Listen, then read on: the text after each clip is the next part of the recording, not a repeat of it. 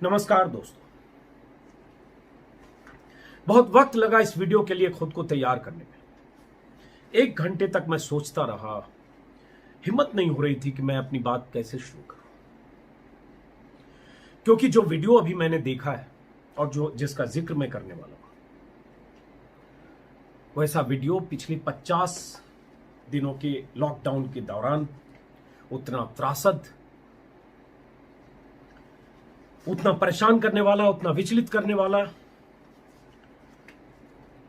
मैंने नहीं देखा।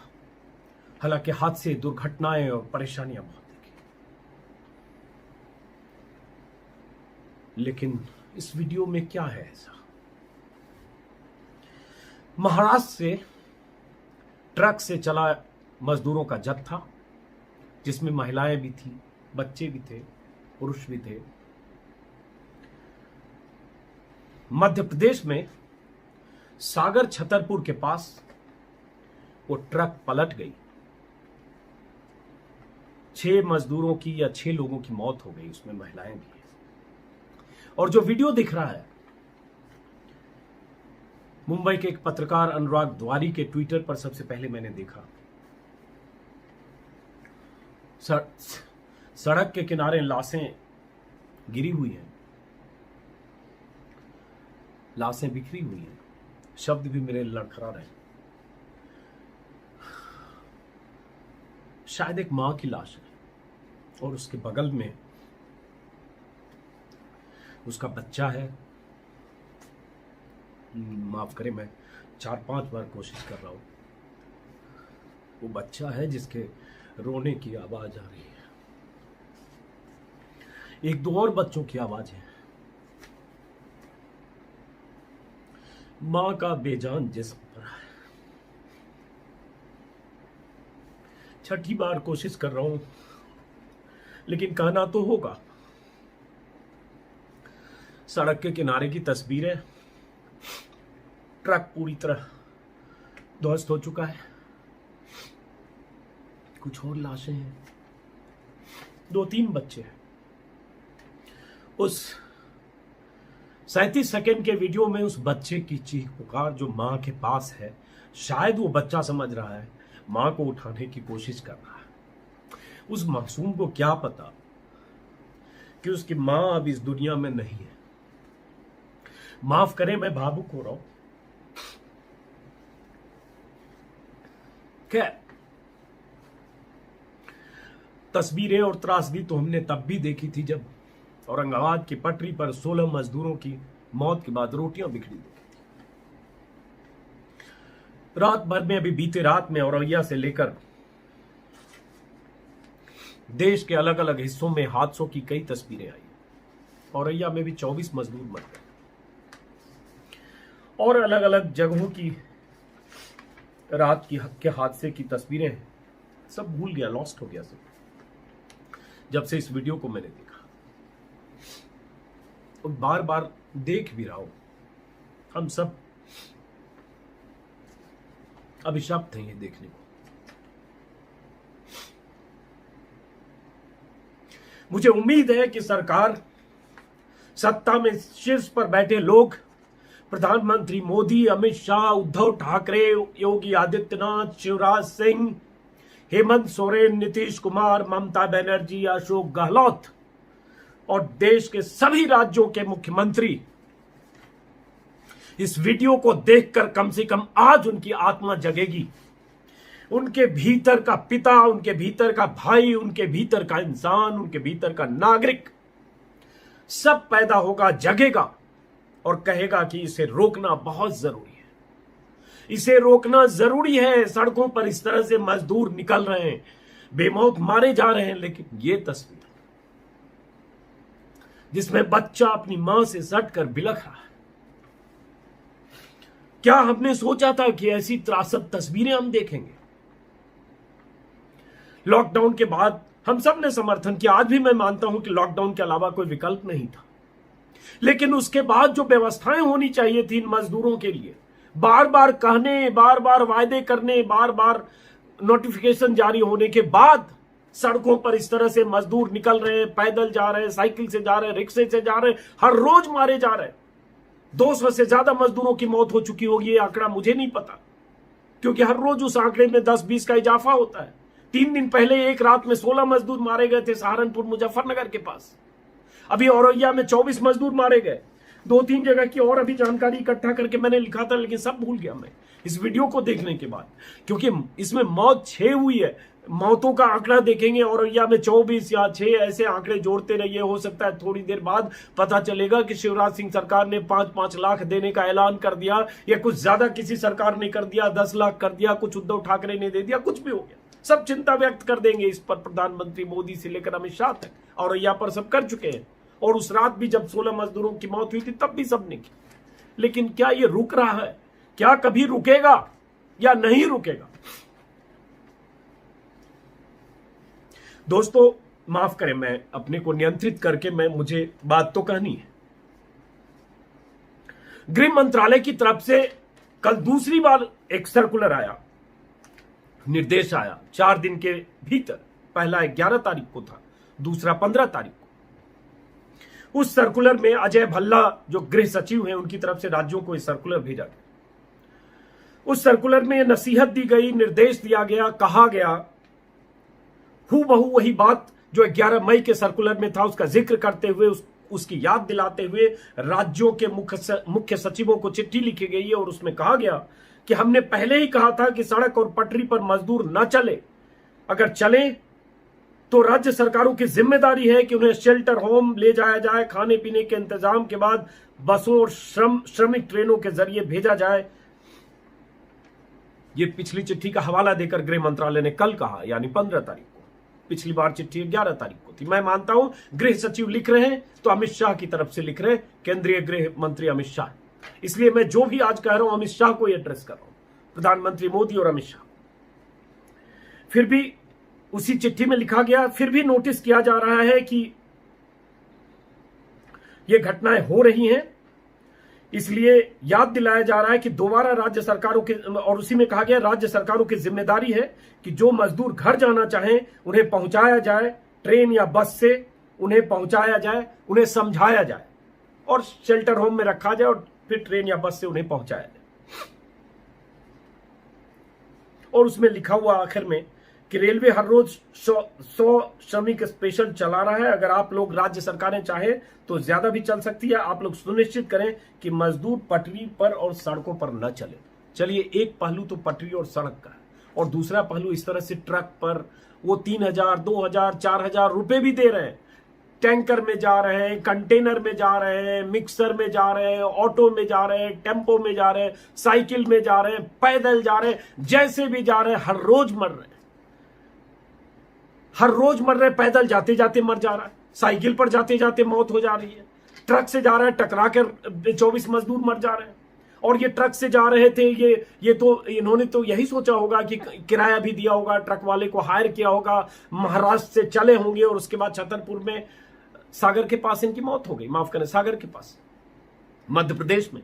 क्या उद्धव ठाकरे की सरकार कर रही है कि लगातार महाराष्ट्र से इतने मजदूरों का पलायन हो रहा है और उसके बाद ट्रक से, बस से, पैदल मजदूर चल रहे हैं, और महाराष्ट्र सरकार की जिम्मेदारी नहीं है कि पहले तय करते कि इनके लिए श्रमिक ट्रेनें चले और उसके बाद चले। लेकिन महाराष्ट्र पर आने से पहले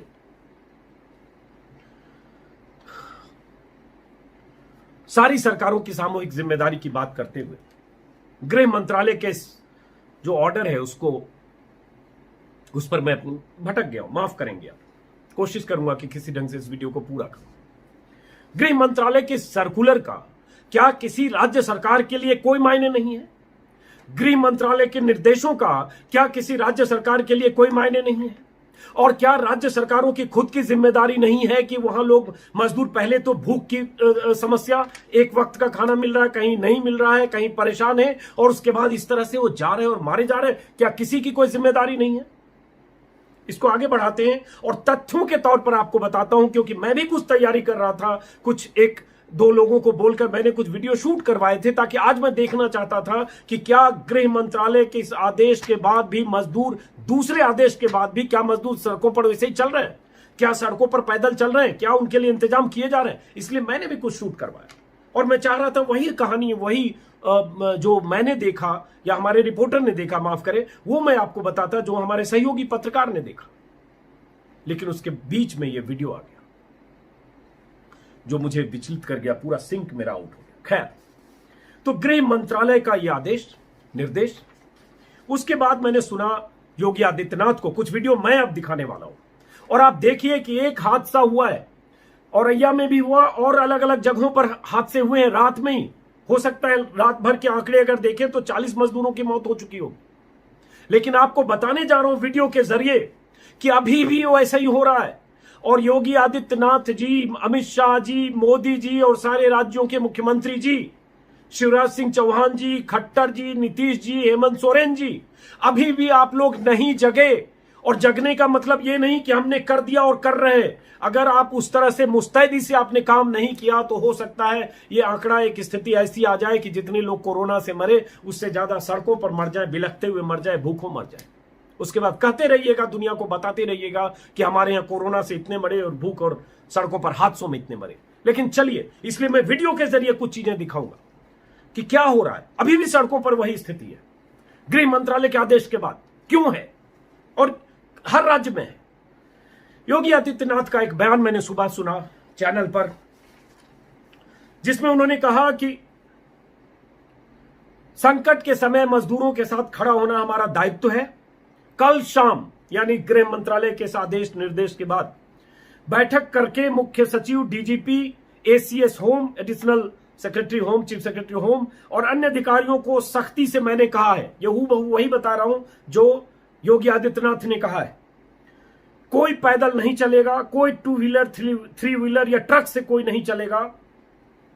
यूपी में जहां से भी श्रमिक घुसता है तो आप उसे क्वारंटीन सेंटर सम्मान के साथ ले जाएं, यह अधिकारियों को कहा योगी आदित्यनाथ ने।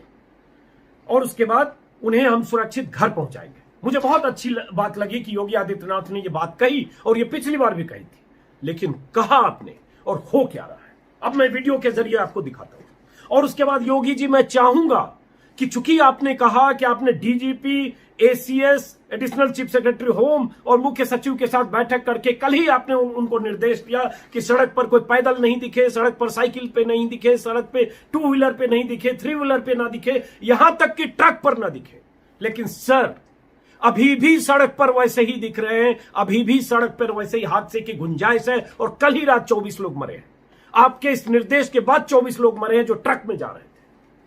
और उसके बाद और शहरों से मरने की जानकारियां अभी मैं इकट्ठा कर रहा हूं। तो योगी आदित्यनाथ जी और अमित शाह जी, निर्देश आपका, सुबह योगी आदित्यनाथ जी की का, एक एक राज्य पे बात करूंगा मैं। कोई राज्य इससे मुक्त नहीं है, कोई मुख्यमंत्री ऐसा नहीं है जिसने जिम्मेदारियों में कोई कोताही न बरती हो। उत्तर से लेकर दक्षिण तक हर जगह यही हाल है। लेकिन यूपी, चूंकि योगी आदित्यनाथ ने दावा किया है, मीटिंग का दावा किया। हमारे एक युवा पत्रकार साथी हैं, मथुरा में रहते हैं, एक संस्थान के लिए काम करते हैं। सुबह उनसे बात हो रही थी कि मथुरा में क्या अभी भी लोग सड़कों से गुजर रहे हैं, चूंकि हाईवे है। श्याम मीरा सिंह उनका नाम है। तो उन्होंने अपनी पहल पर कुछ वीडियो शूट किया और वो वीडियो मुझे भेजा। आप लोग गौर से उस वीडियो को देखिए। आज का वीडियो है, करीब करीब 11 बजे से लेकर 12:30 1 बजे के पहले का वीडियो है। मतलब 11 से लेकर 1 बजे के बीच का वीडियो, मुख्यमंत्री के निर्देश के लगभग 15, 16, 17 घंटे बाद का वीडियो। ठीक है, मुख्यमंत्री ने कहा, डीजीपी को आदेश दे दिया सड़क पर कोई नहीं होगा, मुख्य सचिव को आदेश दे दिया सड़क पर नहीं होगा, कोई पैदल नहीं चलेगा, कोई ट्रक से नहीं चलेगा, कोई 2 व्हीलर से नहीं चलेगा, सबको क्वारंटीन सेंटर ले जाओ और उनको जब मौका हो, गुंजाइश हो, उनको सुरक्षित उनके घर भेजो, चाहे दूसरे राज्य की सरकारें इसमें कोई सहयोग ना करें। हो क्या रहा है, वीडियो देखिए। पहला वीडियो,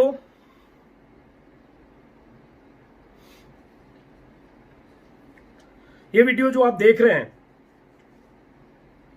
ये गुरुग्राम से पैदल आ रहे थे, बीच में उनको वाहन मिला और कहीं थोड़ी दूर का सफर उनको साथ मिला होगा। कल चले हैं लोग, साहिबगंज झारखंड के ये लोग हैं, मजदूर लोग हैं।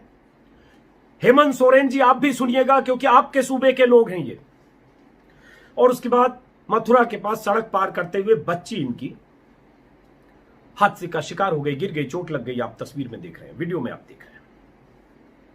वहीं पुलिस से इन्होंने संपर्क किया है, पुलिस वाले इनके संपर्क में आए, पुलिस वालों ने बैंडेज करा दिया बच्ची को। और उसके बाद वहां एक शेड है जो सड़क के किनारे फ्लाईओवर जैसा होता है, पुल जैसा बना हुआ, उसके नीचे लोहे का शेड जैसा है, वहां पे ये पूरे परिवार के साथ है और वहां बहुत और सारे मजदूर बैठे हैं। कोई सोशल डिस्टेंसिंग की तो बात ही भूल जाइए, सब वहां बैठे हैं। और ये बच्ची वहां किस स्थिति में है, वीडियो आप खुद देखिए, उसके बाद मैं इस पर बात करता हूँ। वो करीब एक मतलब और ज़्यादा ही किलोमीटर बैठेगा। और ये जो बच्ची है इसके देखिए कल पैदल चलते चलते आ रही थी और ये इन्हीं के साथ आ रही थी और ये लोग टकरा गए क्योंकि ये लोग सड़क पार कर रहे थे। और इस बच्ची के देखिए एकदम पूरी तरह से फूटी हुई है और यहाँ कोई इलाज नहीं है। ये भी इन्हें पुलिस ने ही करवाया है, लेकिन पुलिस ने इनकी ये खबर नहीं ली कि ये लोग कैसे पहुँचेंगे, क्या पहुँचेंगे। अभी इन लोगों को खाना भी यहाँ के जो मतलब रास्ते से जो लोग जा रहे हैं वही खिला रहे हैं, ना इन्हें पुलिस ने इन्हें खाना खिलाया है, ना इनकी कोई व्यवस्था की है। क्या पुलिस ने आपको कहीं रोका? सर पहले हम लोग पुलिस वाले के पास गए, शायद वो पुलिस वाला हम लोग का मदद कर देता तो ये बच्चे बच जाते हम लोग का, क्योंकि वहीं पे हम लोग का पुलिस वाला का जाकर कंप्लेन किया सर। हम लोग को कुछ गाड़ी नहीं मिल रहा है। किसी ने कहाँ पे करी है आपने? कौन सी सर? ये कहाँ पे लगी बच्ची के? बच्ची की चोट पे लगा, सिर पे लगा। कहाँ पे लगा था? कहाँ पे लगा था? कौन सी जगह? अच्छा यही सामने ही? सामने। अच्छा तो आपने पुलिस से कहाँ पे शिकायत की? अच्छा यही मथुरा में ही ना? अच्छा उसके बाद पुलिस ने कोई प्रतिक्रिया नहीं दी? नहीं दिया हम लोग को। वहाँ पर किए, वो लोग बोल रहा है फोन लगाते हो गया, वो बोला आप लोग के पास मोबाइल ये है। लोग कह रहे हैं कि पुलिस वालों ने उन्हें कुछ नहीं बताया कि यहाँ कब तक रहना है या उनके भेजने का कोई इंतजाम होगा। और योगी आदित्यनाथ ने कहा कि सबको ससम्मान क्वारंटीन किया जाए, क्वारंटीन सेंटर ले जाया जाए। लेकिन यहाँ घंटों से, देर रात की घटना है और घंटों से वहां ये है NH2 दिल्ली आगरा हाईवे मथुरा में गोवर्धन चौराहे के पास। तथ्य के साथ बता रहा हूं ताकि राज्य सरकार निर्देश दे कि वहां अधिकारी जाएं और इन बच्चे और इस परिवार को क्वारंटीन करें, हॉस्पिटलाइज करें, जो करना है करें, इनकी सेहत की चिंता करते हुए, और उसके बाद इनको भेजने का इंतजाम करें। मैंने इनका फोन नंबर लिया है, मैं कोशिश करूंगा कि झारखंड के मुख्यमंत्री तक इस परिवार का फोन नंबर पहुंचे। खैर उसके बाद पैसे नहीं है उनके पास और वो वहां पर पुलिस वाले ने उन्हें बिठा दिया, उनको कुछ नहीं पता है कि अब क्या करना है, इसके बाद कहां जाना है। लेकिन चूंकि उनकी चलने की स्थिति नहीं है, न वो किसी ट्रक से जा सकते हैं, न वाहन से जा सकते हैं, न पैदल जा सकते हैं, इसलिए वहां बैठे। आप सोचिए जरा क्या होना चाहिए था इनके साथ। क्या ऐसे उनको सड़क पर उस बच्ची के साथ ऐसे वहां एक जो शेड में छोड़ के पुलिस वाले चले गए? एक वीडियो। दूसरा वीडियो, दिल्ली से ये लोग चले हैं, छतरपुर के लिए चले हैं। वीडियो में आप देख रहे होंगे बच्चे का हाथ पकड़े हुए परिवार वाले हैं, मां भी है, बाप भी हैं, पिता भी हैं, छोटे छोटे बच्चे चल रहे हैं, महिला के कंधे पर भी एक बच्चा है। ये पूरा परिवार दिल्ली से चला है और इसको छतरपुर जाना है। जो पहला वीडियो मैंने बताया वो साहिबगंज जाना है और साहिबगंज मथुरा से 1200 किलोमीटर है झारखंड में। और ये जो वीडियो में आप देख रहे हैं अभी, इनको जाना है छतरपुर, झांसी छतरपुर, और ये यहां से लगभग मथुरा से 460 किलोमीटर है। छतरपुर है एमपी में, झांसी है यूपी में। एमपी में शिवराज सिंह चौहान की सरकार है, यूपी में योगी आदित्यनाथ जी की सरकार है, फरमान अमित शाह जी की का है, निर्देश अमित शाह के मंत्रालय का है कि सड़क पर यूं चलते फिरते लोग न दिखें, और अगर दिखें तो सरकारें उसके लिए इंतजाम करें। लेकिन दिख रहे हैं, और किस हाल में दिख रहे हैं जरा देखिए। अब इस पूरे परिवार को देखिए और अंदाजा लगाइए कि ऐसे परिवार चलता रहा किसी किसी ट्रक में जैसे तैसे, कहीं पैसे देकर, कहीं लिफ्ट देकर लेकर, और उसके बाद क्या होगा कौन जानता है। ये किस अवस्था में घर पहुंचेंगे कौन जानता है। देखा ना हमने वो छतरपुर में कैसे हादसा हुआ और कैसे माँ बाप की मौत हो गई या माँ की मौत हो गई, बच्चा बिलख रहा है बगल में। अब ये इन बच्चों को तो देखिए एक बार। मैं चुप रहता हूं 40 सेकंड। मैं चाहता हूं ऐसे मौके पर मैं चुप रह के इनकी आवाज सुनिए और अपने कान में नक्कार खाने की में तूती की आवाज की तरह नहीं होना चाहिए सर। सुनिए। हेलो भैया, कहाँ से आ रहे हो आप? दिल्ली से। दिल्ली से आ रहे हो? पैदल ही आ रहे हो? हाँ, ये बच्चे भी? नहीं, कुछ पैदल आए, कुछ यहाँ से। अच्छा, कुछ मदद मिल गई। आपको कहीं रोका नहीं किसी ने? नहीं। कहाँ जा रहे हो? झांसी। झांसी जाओगे? झांसी के बाद कहीं जाओगे? हाँ, वो छतरपुर जिला। छतरपुर जिला। अच्छा, कहाँ से चले आ रहे हो? ये आज ही दिल्ली से, क्या नाम, मायापुरी से। मायापुरी से चले आ रहे हो? ये बच्चे वहीं से आ रहे हैं पैदल? सारे बच्चे वहीं से आ रहे हैं। ओहो, ये NH2 हाईवे है, मथुरा जिला का जो गोवर्धन चौराहे वाला एरिया है, और वहीं पर ये बच्चे मुझे मिले। देखिए ये सामान है इनके साथ, और अभी इनके पीछे पूरा एक जत्था आ रहा है, मैं आपको दिखाता हूँ आगे। और देखिए यहाँ पर भी बहुत सारे मज़दूर, जो अभी मैंने एक वीडियो ली थी, ये कितने सारे मज़दूर यहाँ पर आराम कर रहे हैं। और अभी दिन के करीब शायद 12 बज गए होंगे। देखिए ये कितने सारे मज़दूर अभी भी चलते आ रहे हैं, जबकि गृह मंत्रालय का आदेश है कि एक सेकंड। दीदी कहाँ से आ रही हो आप? दिल्ली से आ रही हैं। कहाँ जाना है आपको? छतरपुर। ओहो, ये बच्चे भी पैदल आ रहे हैं तब से? कहीं पे आपको कोई साधन नहीं मिला? अच्छा, किसी से बात नहीं हुई आपकी अभी? कुछ अंदाजा लगाए इनका? ये बच्चा है, इसको क्या मतलब बीमार है क्या ये? लगभग 150 किलोमीटर चलकर ये मथुरा पहुंच चुका और इतना सारा सामान है, देखिए आप। और ये लोग दिल्ली से चले आ रहे हैं, मथुरा आने में ही करीब 150 किलोमीटर का ये कैसे जा रहे हैं आप देख रहे हैं। योगी आदित्यनाथ जी ने कल फरमान दे दिया। उन्होंने डीजीपी, चीफ सेक्रेटरी, मुख्य सचिव और एसीएस होम के साथ मीटिंग करके कह दिया सड़क पर कोई नहीं दिखे, जो दिखे उसे ससम्मान ले जाओ, क्वारंटीन करो और घर भेजने की व्यवस्था करो। और ये लोग दिल्ली से चलकर मथुरा पहुंचे, 150 किलोमीटर ऐसे जैसे तैसे वहां पहुंच चुके हैं। क्या इनको कहीं पुलिस वालों ने नहीं देखा? हमारा एक सहयोगी पत्रकार जाकर आसानी से शूट कर रहा है, क्या पुलिस वाले नहीं दिखे? यहां बॉर्डर कहीं क्रॉस किया होगा, 2 जिले पार करके 3 जिले पार करके गया, क्या किसी ने नहीं देखा? कहीं नहीं देखा और अभी भी नहीं देख रहे हैं और ये चले जा रहे हैं। और उसके बाद भगवान न करे कोई बुरी खबर आ जाए तो योगी जी, मेरा आपसे आग्रह है कि आपने अच्छा फैसला किया और बहुत तल्खी के साथ आपने सुबह कहा कि आपने अधिकारियों को निर्देश दिया है। मेरा आपसे अनुरोध है कि आप अकाउंटेबिलिटी फिक्स करिए सर, हर जिले के एसपी और डीएम की, कि अगर उसके जिले से ऐसी तस्वीर आई और उसके जिले में ऐसे पैदल चलते हुए लोग दिखे और ऐसे उनके लिए इंतजाम नहीं हुए तो उनके खिलाफ कार्रवाई हो, तब बात होगी सर। इसलिए कि जब सूटकेस पर लुढ़काते हुए कोई महिला अपने बच्चे को उस पर लिटाते हुए ले जाती है, पंजाब से 3 दिन चलकर आगरा से गुजरते हुए वो आगे झांसी महोबा की तरफ बढ़ रही होती है, और जब वो वीडियो चैनल पर, सोशल मीडिया पर चलता है, तो आपका आगरे का डीएम कहता है कि मेरे पिताजी भी ऐसे सूटकेस पर हमें घुमाया करते थे। तो ये तो संवेदनहीनता या संवेदनशीलता है, क्या कहें आप तय कर लीजिए। कि डीएम जब कहे कि मेरे पिताजी भी ऐसे घुमाते थे, तो आप सोच सकते हैं क्या संवेदना है। तो डीएम साहब को तो कहना चाहिए कि भाई 1000 किलोमीटर लोग पैदल चल रहे हैं, एक बार जरा आप भी सफर पर निकल जाइए। और पिताजी क्या क्या करते थे ये डीएम साहब को कहना चाहिए। पिताजी बचपन में मुर्गा बनाते थे कि नहीं, क्लास टीचर छड़ी डंडे मारता था कि नहीं, वो सब चीज डीएम साहब के साथ प्रयोग करें। ये कौन सी बात है, कौन सी संवेदना है। और इसलिए योगी आदित्यनाथ जी, मैं भरोसे के साथ, मैं सकारात्मक बात कर रहा हूं आज, मैं सकारात्मक ढंग से कहता हूं सर कि अकाउंटेबिलिटी फिक्स कर दीजिए। किसी जिले के डीएम एसपी की जवाबदेही होगी कि अगर वहां ऐसे वीडियो, ऐसी तस्वीरें निकली। एक और वीडियो दिखाता हूं योगी जी आपको खास तौर से। ये भी लक्ष्मी नगर से चले हैं ये लोग, दिल्ली से। अब पता नहीं है केजरीवाल सरकार क्या कर रहे हैं कि लोग ऐसे चले जा रहे हैं, और उसके बाद सरकार की तरफ से क्या इंतजाम है, मुझे हैरत है।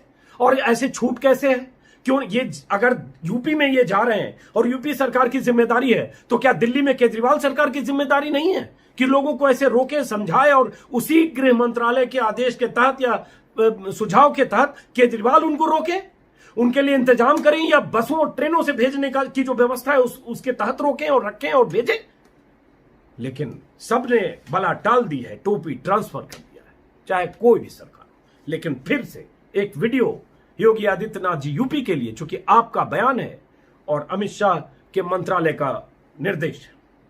यह वीडियो झांसी के लिए परिवार चला है, यूपी में ही जाना है, लक्ष्मी नगर से चला है, कभी वाहन से चला, कभी कुछ लिफ्ट लिया, वैसे ही जैसे सबकी कहानी। करते करते ये लोग वहां पहुंचे, पुलिस ने इन्हें कहीं नहीं रोका, ये लोग खुद बता रहे। और कोई रास्ते में किसी ने वहीं खाना दे दिया, कुछ खाना खा रहे, इनके साथ भी बच्चा और पूरा परिवार है। आप ये वीडियो भी देखिए।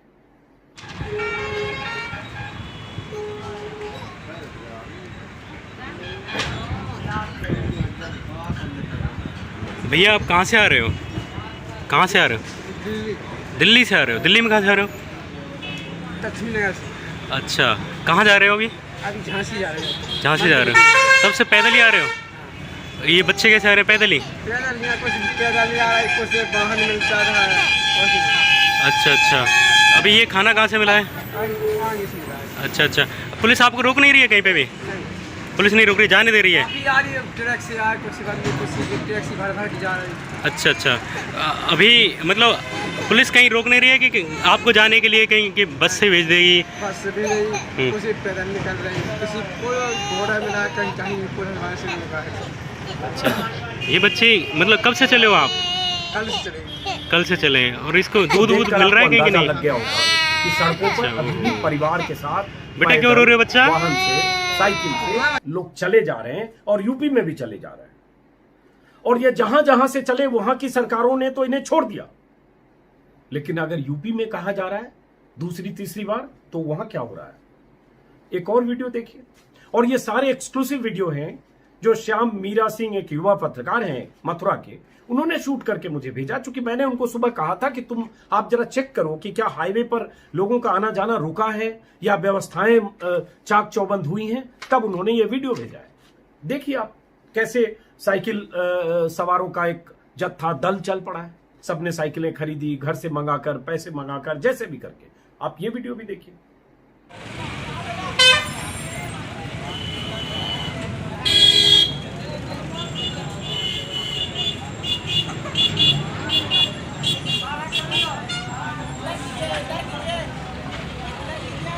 ये सारे वीडियो आज के हैं, 11 बजे से लेकर 1 बजे के बीच के हैं। सारे वीडियो केंद्रीय गृह मंत्रालय के दूसरे निर्देश के बाद के हैं और सारे वीडियो कल शाम योगी आदित्यनाथ के साथ डीजीपी, मुख्य सचिव और एसीएस की बैठक के बाद के हैं। और सारे वीडियो योगी आदित्यनाथ की उस सख्त ताकीद के बाद हैं कि सड़कों पर ऐसे चलते हुए लोग ना दिखे। ये सारे वीडियो मथुरा के हैं। और उत्तर प्रदेश में मथुरा जैसे 75 जिले हैं। मैं नहीं जानता कि बाकी जिलों की स्थिति क्या है और बाकी सड़कों की क्या स्थिति है। और ऐसी अगर स्थिति नहीं होती तो औरैया में जैसे हादसा हुआ कल रात, वो नहीं हुआ होता। तो ये तो है यूपी की तस्वीर। इसलिए मैं कह रहा हूं अमित शाह जी कि क्या आपके आदेशों निर्देशों का राज्य सरकारें पालन नहीं कर रही हैं? अगर नहीं कर रही हैं तो क्या यूपी से लेकर हर सरकार उसमें शामिल है? क्योंकि कहीं नहीं हो रहा है। मध्य प्रदेश की बात करें तो मध्य प्रदेश में हादसा हुआ सागर के पास। हरियाणा में पैदल जाते हुए मजदूरों की तस्वीरें हम देख रहे हैं। जरा हरियाणा की बात कर लेते हैं। हरियाणा का वीडियो लगातार मैंने देखा आज सुबह एबीपी न्यूज पर चलते हुए, जो हरियाणा में यमुना पार करके मजदूर जा रहे हैं, क्रॉस कर रहे हैं। यमुना नगर के पास का ये वीडियो है। साइकिल के साथ जा रहे हैं, पैदल जा रहे हैं, बच्चे के साथ जा रहे हैं, सारे मजदूर क्रॉस कर रहे हैं। और उसके बाद उस तरफ से कहीं से वो फिर आगे जाने के सफर पर निकलेंगे। उनमें महिलाएं, बच्चे सब हैं। और वो 1400 किलोमीटर के सफर पर उनको जाना है। उसमें कोई पैदल जाएगा, कोई साइकिल से जाएगा, कोई आगे ट्रक मिलेगा, जैसे भी जाए। ये वीडियो हरियाणा का है। अब आप सोचिए कि ऐसे हादसों में किसी की मौत हो जाए तो क्या होगा, कोई दुर्घटना हो जाए तो क्या होगा।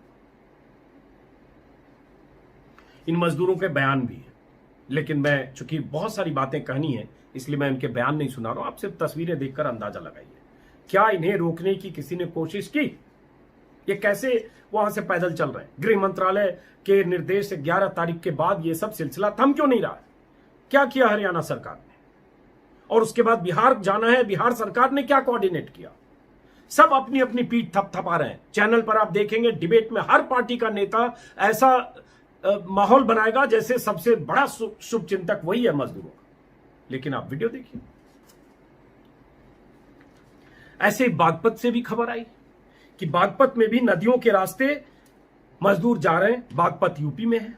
मजदूर चले हिमाचल से, हिमाचल में बीजेपी की सरकार है। हरियाणा होते हुए पैदल चले, फिर यमुनानगर के रास्ते बागपत आए। अब वहां से उनको गाजीपुर जाना है, ये यूपी में है। और बीच में उनको पुलिस ने पानी में पार कर रहे थे, तब पुलिस वालों ने पानी से ही वापस भेज दिया। और उसके बाद आगे की कहानी पता नहीं। एबीपी न्यूज में आज सुबह ये स्टोरी भी मैंने देखी है। इसका मतलब आप सोच लीजिए कि ये सिलसिला नहीं थमा है। और ये सिलसिला नहीं थमेगा तो हादसों का सिलसिला भी नहीं थमेगा। आप किसी रात उठेंगे तो पता चलेगा कि रात में 100 लोग मर गए। अभी ये आंकड़ा एक रात का 35, 40, 50 तक गया है। क्या चाहते हैं?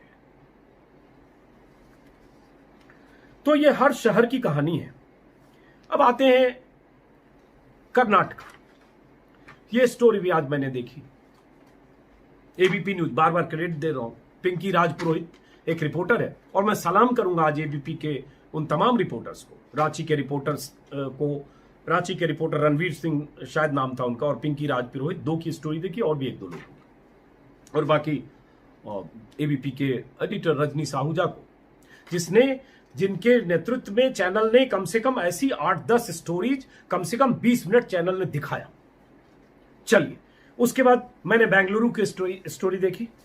उस स्टोरी में भी ऐसे ही मजदूर बेंगलुरु से पैदल चल पड़े हैं यूपी बिहार के लिए। डिस्टेंस का अंदाजा सोचिए, और बेंगलुरु से चले। अब वो जो देखा मैंने, 1 मिनट आप होल्ड करिएगा, मैं बताता हूं बेंगलुरु की स्टोरी में क्या था।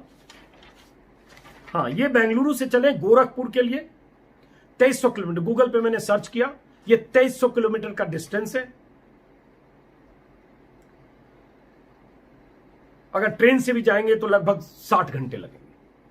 और इन मजदूरों की त्रासदी, उनके चप्पल, टूटी फूटी चप्पलें, उनकी थकान, उन सब की तो आप कल्पना ही मत करिए, क्योंकि ये अब हमारी सारी कल्पनाओं से बाहर की चीज हो गई। ये कर्नाटक वो सूबा है जहां के मुख्यमंत्री येदुरप्पा ने सबसे पहले कई दिन पहले यह कह दिया था कि कर्नाटक से मजदूरों को नहीं जाने देंगे, क्योंकि बिल्डर लॉबी नहीं चाहती थी, और उसका विरोध हुआ। उसके बाद पता नहीं, शायद उसके बाद दूसरी खबर आई थी कि ट्रेनों का इंतजाम हो रहा है, लेकिन मुझे तफसील से जानकारी नहीं है। तस्वीरें यही है कि मजदूर वहां से पैदल चल पड़े यूपी बिहार के लिए, गोरखपुर, गाजीपुर, बिहार, 2200-2300 किलोमीटर। और वो मजदूर सब कह रहे हैं कि हमारे लिए, हमने रजिस्ट्रेशन करने की कोशिश की, हमारे लिए कोई इंतजाम नहीं थे, तो मेरे पास कोई उपाय नहीं था कि मैं पैदल चलूं।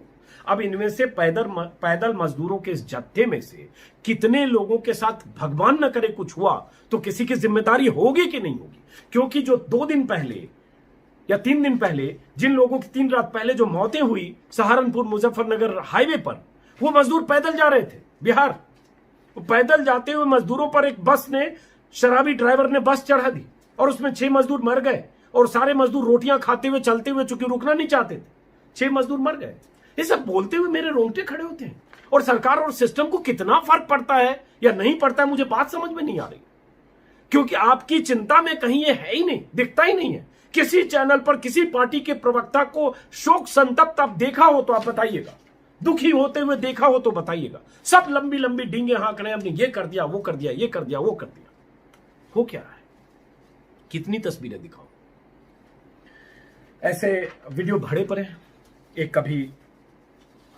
एक और जर्नलिस्ट हैं प्रयूष राय, उनके ट्विटर टाइमलाइन पर देखा कि 15 साल के बीमार बच्चे को खाट पर लेकर लुधियाना से कानपुर निकल पड़ा है, मध्य प्रदेश जाना है, लुधियाना से कानपुर पहुंच गए हैं।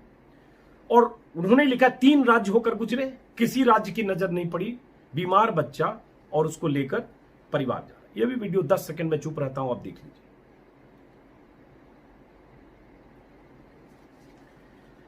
ऐसे वीडियो, ऐसी दास्तानें, ऐसी दर्दनाक तस्वीरें मैं ही कम से कम पिछले 30, 35, 40 दिन से 400 ऐसी तस्वीरें, वीडियो दिखा चुका हूं या ज्यादा दिखा चुका हूं, और हजारों शायद आपने व्हाट्सएप पर देख लिया होगा। मेरा तो सिर्फ इतना कहना है कि कुछ हो क्यों नहीं रहा है। महाराष्ट्र की सरकार, अभी मैं खबर देख रहा था, सबसे अधिक महाराष्ट्र से पलायन हुआ है और सबसे अधिक लोग यूपी में लौटे हैं, 10 लाख लोग लौटे हैं। महाराष्ट्र से मैं खबर देख रहा था कि महाराष्ट्र और गुजरात समेत 6 राज्यों में अभी 51 लाख मजदूर फंसे हैं। महाराष्ट्र की खबर मैंने देखी कि वहां से मजदूर चलते हैं और एमपी के बॉर्डर पर वो फंसते हैं। अभी भी महाराष्ट्र एमपी की सीमा पर 2 दिनों से 5 राज्यों के 13,000 प्रवासी मजदूर फंसे हैं, रुके हैं। पुलिस से झड़प हो रही है, पत्थरबाजी, रोड जाम की घटनाएं हो रही है, लगातार हो रही है। और ये मजदूर यूपी, बिहार, झारखंड, उड़ीसा और पश्चिम बंगाल के हैं, जो लॉकडाउन में रोजी रोटी छिन जाने के बाद अपने घर वापस लौटना चाहते हैं। ये आज अभी मैं देख रहा हूं, किसी वेबसाइट पर खबर है और इसमें तफसील से जानकारी है। और इसी तरह की बरबनी एक जगह है, वहां भी बरबनी डिस्ट्रिक्ट में भी घाट पर पिछले 4 दिनों से मजदूरों के जमावड़े की लगातार जानकारियां हैं और गाड़ियों के काफिले वहां पहुंचने की जानकारी, और ये सब महाराष्ट्र से चल रहे हैं। तो सवाल है, उद्धव ठाकरे की सरकार क्या कर रही है? क्या कोऑर्डिनेशन है? क्या सरकारें, उद्धव ठाकरे की महाराष्ट्र सरकार, जो मुंबई को देश की अर्थव्यवस्था की राजधानी कहा जाता है, क्या वो 400, 600, 800, 1000 ट्रेन से मजदूरों को भेज नहीं सकते थे? क्या वो इंतजाम नहीं कर सकते थे? या उन्होंने खुला छोड़ दिया कि जिसको जहां जाना है जाते रहो और जिसको मरना कटना हो मरते कटते रहो? तो लानत है सब सरकारों पर, सब पर लानत है, चाहे वो कोई भी सरकार, लानत है महाराष्ट्र सरकार पर कि महाराष्ट्र से मजदूर जा रहे हैं और ऐसे ये जो बच्चे की मां की मौत हुई है और बच्चा जो बिलख रहा है वो महाराष्ट्र से चला। मैं नहीं कह सकता कि कहूंगा कि कोई एक मुख्यमंत्री ऐसे करके सर्वे करे, हर आदमी पर नजर रखे, 10 जा रहा है 20 जा रहा है, नहीं, इसकी बात नहीं कर रहा हूं। इतनी संजीदगी इतनी समझदारी मुझे भी है। मैं सिर्फ कह रहा हूं व्यवस्था ऐसी चाक चौबंद होनी चाहिए कि सड़कों पर लोग नहीं दिखे, जो खुद सरकार कर रही है। खुद अमित शाह का 2 बार का निर्देश करता है गृह मंत्रालय का, उस पर अमल क्यों नहीं हो रहा है? आप अमल तो करिए। अमल करने के लिए व्यवस्था करनी पड़ेगी। अमल का मतलब 5000 मजदूरों को आप किसी बॉर्डर पर रोक दें, महाराष्ट्र से चले तो महोबा बॉर्डर पर रोक दें, राजस्थान से चले तो मथुरा बॉर्डर पर रोक दें, तो तनातनी होगी। वो रास्ता नहीं है उनके लिए। इंतजाम वहीं से जहां से ऑरिजिन है, और वो लगातार इंतजाम। जब पीयूष गोयल ऐसे दावे करते हैं कि हम 1200 ट्रेन लेकर बैठे हैं और रोज हम 300 ट्रेन चला सकते हैं, तो क्यों नहीं चला रहे? चलाइए। राज्य सरकारों से कोऑर्डिनेट करिए, फोन उठाएं प्रधानमंत्री मोदी और अमित शाह, और उसके बाद बात करें। पीयूष गोयल कह रहे हैं कि 300 ट्रेनें हम रोज चला सकते हैं या चला रहे हैं, 1200 चला सकते हैं, 1200 ट्रेनें लेकर हम बैठे। आज भी उन्होंने कहा है कि 1035, उनका ट्विटर पर कहा गया है 1035 श्रमिक ट्रेनें चली, जिसमें 106 कल चली। यूपी बिहार ने तेजी से कदम उठाए। देश भर में चली कुल श्रमिक ट्रेनों से लगभग 80% 2 राज्यों द्वारा चलाई गई। और उसी में उन्होंने कहा है कि रेलवे हर रोज, दूसरे ट्वीट में कहा, रेलवे हर रोज 300 ट्रेन चलाने को तैयार है, 4 लाख लोगों को हर रोज ढोने के लिए तैयार है। तो 100 ट्रेन क्यों चल रही है? गृह मंत्रालय के उसी नोटिफिकेशन में नीचे लिखा हुआ है ऑर्डर में कि कल के ऑर्डर में कि 100 ट्रेनें चल रही है, आपको ज्यादा चाहिए ज्यादा लीजिए। तो कोई राज्य क्यों नहीं कर रहा है? बार बार बंगाल की बात जरूर आती है। पीयूष गोयल, बीजेपी के हर नेता बंगाल की बात करते, बंगाल सरकार ट्रेनें नहीं ले रही है। पीयूष गोयल ने लिखा कि हम रोज 100 ट्रेनें देंगे, तब 30 से 35 लाख बंगाल के प्रवासी जा पाएंगे बंगाल, नहीं तो कहां से जाएंगे। उन्होंने 30 दिन में 105 ट्रेन मांगा है बंगाल ने, जबकि हम तो रोज कहते हैं 100 ट्रेन लो, 30 दिन तक 100 रोज जाएगी, तब 30 लाख जाएंगे। ये परसों से पीयूष गोयल और बीजेपी के बहुत सारे नेता कह रहे हैं। अरे भाई, बंगाल की चिंता है, और वो अगर नहीं ट्रेनें ले रहे तो उनकी नाकामी उनके माथे पर कलंक की तरह उनकी जितनी लानत मलामत होनी चाहिए। लेकिन आप बंगाल की चिंता कर रहे हैं, और यहां बिहार, यूपी, गुजरात और बाकी राज्यों में चलते फिरते मजदूरों की मौत हो रही है। उसका क्या? गुजरात में, सूरत में हंगामा हो रहा है, गुजरात के अलग अलग शहरों में हंगामा हो रहा है, वहां मजदूरों को टिकट के पैसे लिए जा रहे हैं, और उसके बाद 4-4, 3-3 हजार देकर मजदूर चल रहे हैं, और जो नहीं चल रहे हैं सड़कों पर हंगामा कर रहे हैं। गुजरात की बात नहीं है। यूपी में मर रहे हैं, आज भी चल रहे हैं, उसकी बात नहीं है। हरियाणा में जो हो रहा है नहीं है। मध्य प्रदेश में ये दुर्घटना, हादसे और रोका टोकी ये नहीं है। लेकिन हम बंगाल की चिंता में सब दुबले हो रहे हैं। तो बंगाल के लिए मैं फिर कहूंगा कि ममता बनर्जी पर अगर ये इल्जाम है, तो ममता बनर्जी को इस इल्जाम के बदले अगर वाकई वहां 100 ट्रेन रोज चलनी चाहिए तो उसके लिए पहल करनी चाहिए। मैं तथ्य नहीं जानता, चीखा चिल्ली रोज चैनल पर देखता हूं, उससे तथ्य नहीं पता चलता है कौन क्या कह रहा है, क्या हकीकत है क्या नहीं है। कभी डेरेक ओब्रायन का कोई जवाब आता है, कभी ममता बनर्जी के भांजे का आता है। और मैं उस तरफ जाकर ये बंगाल वर्सेस बीजेपी में मैं फंसना नहीं चाहता। मैं तो लार्जर इंटरेस्ट में बात कर रहा हूं कि हर राज्य में, हर सरकारें, हर जगह अगर मुस्तैदी हो तो ये स्थिति नहीं हो। और हेमंत सोरेन साहब, एक स्टोरी मैंने और देखी आज एबीपी न्यूज पर कि झारखंड में जमशेदपुर टाटा हाईवे पर बिहार जा रहे थे मजदूर पैदल, और वैसे ही लंबे सफर से वहां पहुंचे हैं। तो वो क्यों ऐसे जा रहे हैं पैदल? क्या उसके लिए वहां इंतजाम नहीं हो सकता है? क्या सरकारें वहां इंतजाम नहीं कर सकती? ये एबीपी की रिपोर्ट थी, रणवीर नाम है शायद रिपोर्टर का, गुंटूर से दरभंगा के लिए चले हैं। जरा सोचिए इसको, गुंटूर से दरभंगा बिहार, गुंटूर, आप सोच लीजिए 1700, 1800, 1900 किलोमीटर। और वो चले, और वो सब मिर्ची उठाते थे, मिर्ची की बोरी उठाते थे, मजदूर खुद बोल रहा है। और वो चले और उसके बाद वहां तक पहुंच गए और हाईवे पर चले जा रहे हैं, जैसे तैसे चले होंगे, बीच में कुछ लिफ्ट भी लिया होगा किसी ने। तो हेमंत सोरेन साहब, ऐसे मजदूरों को आपकी जिम्मेदारी है कि वो अपने राज्य तक पहुंचे, चाहे तब तक क्वारंटीन कीजिए। मैं तो सिर्फ अमित शाह के उस निर्देश, उस गाइडलाइंस, गृह मंत्रालय की उस निर्देश को 100% करो, अमल कर दीजिए ना। हर राज्य सरकारें मिलकर उस निर्देश का ही अमल कर दें तो आधी समस्या का समाधान हो जाएगा। समझाइए, बुझाइए, रोकिए, कोशिश करिए कि वो मजदूर इस तरह से सड़कों पर ना चले। हर राज्य की तस्वीर वैसा ही है। दिल्ली सरकार ने तो, मैं पहले ही कह रहा हूं, छोड़ दिया। पिछली बार भी आरोप यही था कि छोड़ दिया सबको डीटीसी से बिठाकर, चलो बॉर्डर पर, उसके बाद अपना जाते रहो। यही आरोप है दिल्ली सरकार पर, और वाकई दिल्ली से लगातार लोग जा रहे हैं। तो वो कायदा, वो नियम, वो निर्देश हर सरकार पर लागू होता है। मध्य प्रदेश, छत्तीसगढ़ में के मजदूर गुजरात में फंसे हैं। एक बार फिर से रिपीट कर दूं कि जो जानकारी है कि 16 लाख मजदूर यूपी, बिहार, एमपी, छत्तीसगढ़ में ही अन्य राज्यों से लौट चुके हैं। सबसे ज्यादा यूपी में लौटे बता ही चुका। 51 लाख मजदूर अभी 6 राज्यों में, गुजरात, महाराष्ट्र, छत्तीसगढ़, दिल्ली, पंजाब, हिमाचल में फंसे हैं। सबसे ज्यादा 15 लाख मजदूर, पीयूष गोयल साहब आप भी सुन लीजिएगा, 15 लाख मजदूर गुजरात में फंसे हैं। इस बीच घर वापसी के लिए रजिस्ट्रेशन कैंप में प्रवासी मजदूर और सदस्यों की भीड़ लगी है।